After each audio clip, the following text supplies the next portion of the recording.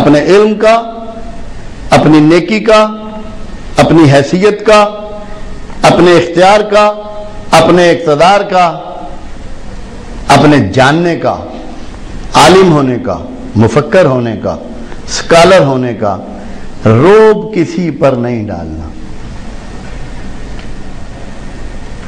جہاں سے ہم زندگی کی پیروی کی ابتدا کریں۔ عمر بن خطاب رضی اللہ تعالیٰ عنہ اور سلیمان فارسی رضی اللہ تعالیٰ عنہ کھانا کھانے کے لیے بیٹھے تو دو طرح کا کھانا آیا،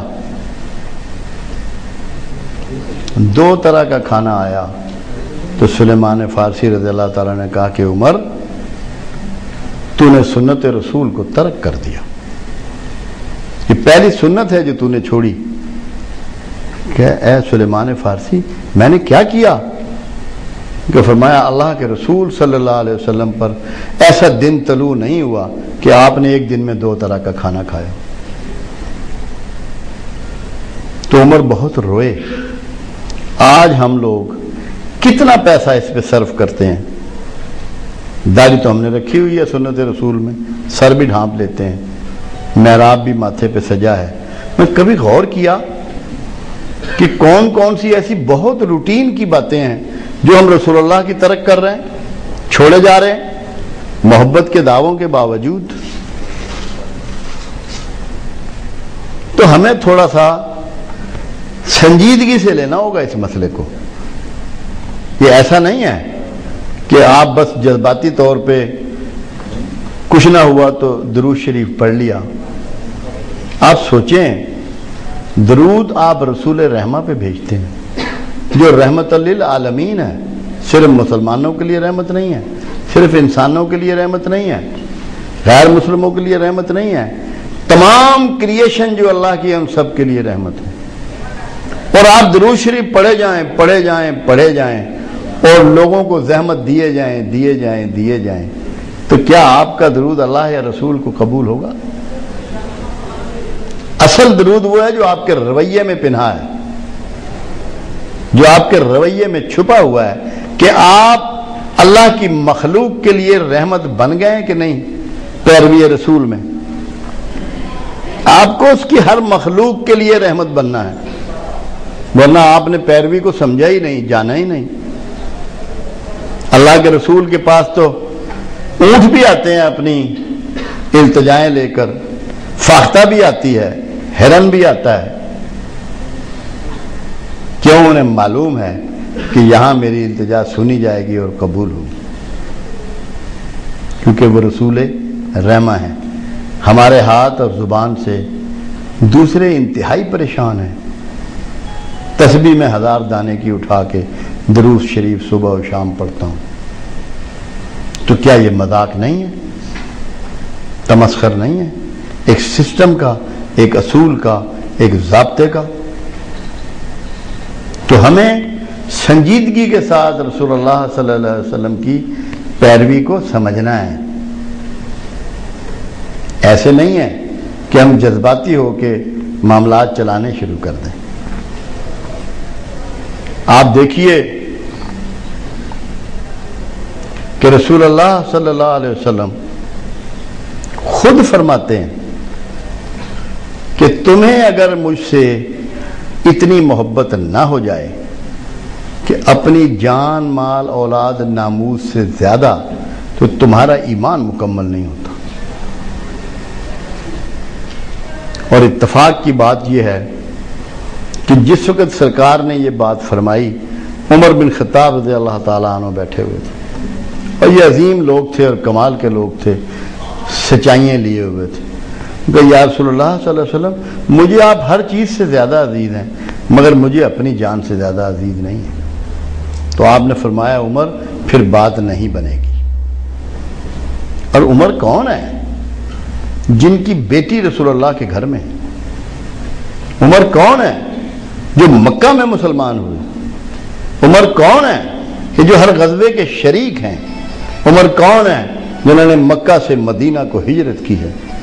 عمر کون ہے کہ جس کے لیے رسول اللہ فرماتے ہیں کہ عمر تو جس گلی سے گزر جائے شیطان اس سے بھاگ جاتا ہے۔ عمر کون ہے کہ جس نے جو مشورے دیے قرآن بھی انہی پر نازل ہوا۔ عمر کون ہے جس کے لیے اللہ کے حبیب صلی اللہ علیہ وسلم فرما رہے ہیں کہ اگر میرے بعد کوئی نبی ہوتا تو عمر ہوتا۔ اس کی بات نہیں بنے گی تو کیا میری آپ کی بن جائے گی؟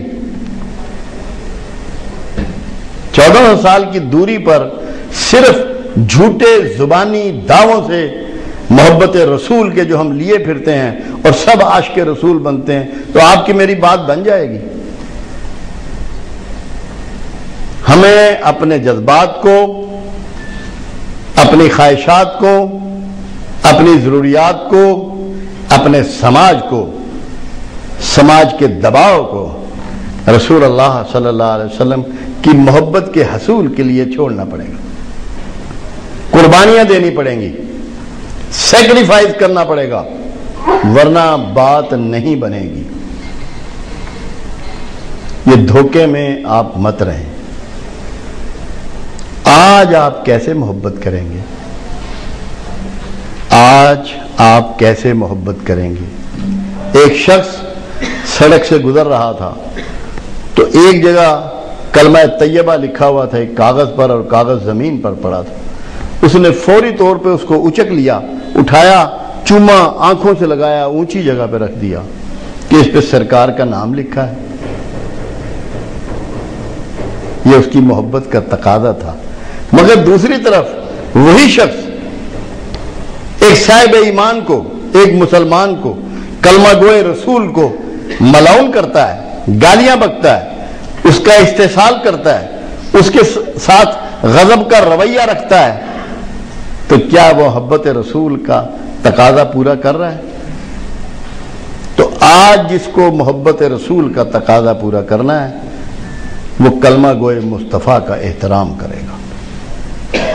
آج اللہ کے رسول صلی اللہ علیہ وسلم ہمیں فزیکلی میسر نہیں ہے، مگر آپ کا کلمہ پڑھنے والے، کیونکہ جس کے دل میں کندہ ہے لا الہ الا اللہ محمد رسول اللہ، ہمیں اس کو سلام کرنا ہے، ہمیں اس کا احترام کرنا ہے، ہمیں اس کا ادب کرنا ہے۔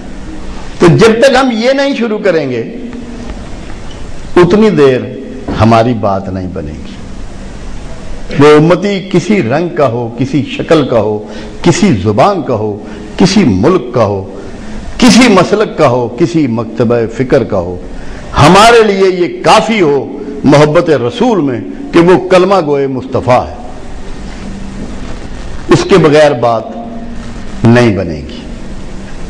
تو جب تک ہم نے ان رویوں کو نہ اپنایا تو کیا ہمارا تعلق رسول اللہ صلی اللہ علیہ وسلم سے جڑ جائے گا؟ کیا ہم ان کے پسندیدہ لوگوں میں شامل ہو جائیں گے؟ کیا ان کی اچھی باتیں کرنا ہمیں زیب دے گا؟ ہمیں اپنے آپ کو مانیٹر کرنا ہے، اپنے آپ کو درست کرنا ہے۔ یہاں غیر ممالک کے بھی بہت سے طلباء اساتذہ موجود ہیں۔ ایک تاریخی بات بھی آج تذکرہ کروں۔ لارڈ کزن جب ہندوستان میں واسرائے کے طور پر آیا تو اس کو ہندوستان کی تاریخی عمارتیں دیکھنے کا بڑا شوق تھا، تو دہلی کی تاریخی عمارات دیکھنے کے لیے نکلا۔ جب جامع مسجد دہلی گیا تو جامع مسجد دہلی کی ایک روایت جب سے یہ شاید مسجد بنی ہے چلی آ رہی ہے کہ اس کی سیڑھیوں پر بھکاری بیٹھے ہوتے ہیں، اس کی سیڑھیوں پر بھکاری بیٹھے ہوتے ہیں۔ ایک بھکاری دوڑ کے آگے ہوا، اس زمانے میں اس طرح کی سیکیورٹی اور پروٹوکول وغیرہ نہیں تھا، بھیک مانگنے کے لیے۔ تو اس نے پاکٹ سے، وہ اس وقت بھی پینٹ ہی پہنتے، بیک پاکٹ سے اس نے پرس نکالا، اس کو کچھ پیسے دیے، وہ پرس اس کا گر گیا سیڑھیوں پر، لارڈ کزن کا۔ تو اس بھکاری نے اپنی گدڑی اس پرس پر ڈال دی تاکہ اس کو محسوس ہی نہ ہو یا نظر نہ آئے، اور وہ پرس لے کے گھر چلا آیا۔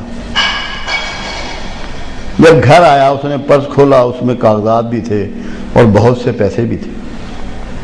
وہ پرس اس نے کسی اور کو دکھایا، اس نے کہا یار تو یہ پرس اٹھا لایا، یہ تو فرنگی کا پرس ہے، یہ تو عیسائی کا پرس ہے، غیر مسلم کا پرس ہے۔ اس نے کہا اچھا، تو وہ پرس اس نے سنبھال لیا۔ یہ تاریخی بات میں آپ کو بتا رہا ہوں۔ کچھ دنوں کے بعد لارڈ